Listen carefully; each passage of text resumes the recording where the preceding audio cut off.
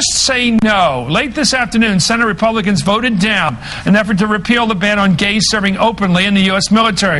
We'll get into the politics of that story and who wins by that vote coming November 2nd and who, if anybody, loses. And let me finish tonight with the diabolic talk of Newt Gingrich, who is day after day raising hatred, anger, and fear with all his craft and wile. Then the Republicans block a vote on repealing Don't Ask, Don't Tell, the ban on gays in the military. It failed today. Only got 53 votes. As you know, it takes 60. We'll get to the politics of that one when we return.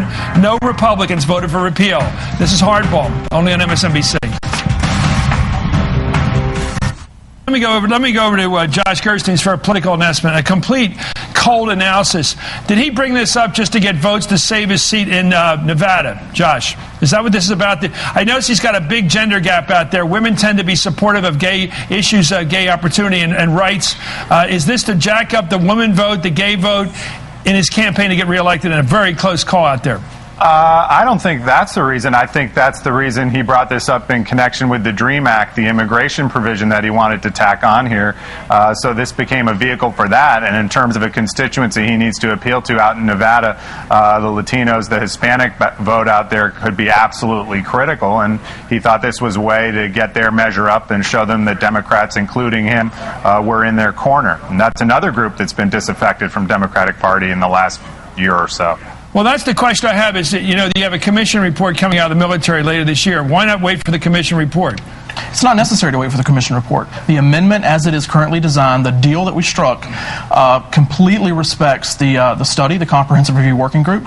It won't even go into effect until well after the commission. But this doesn't matter. This is the cart before the horse. Shouldn't you have the vote after you see the information? Why have the information presented to you if you don't think it's relevant?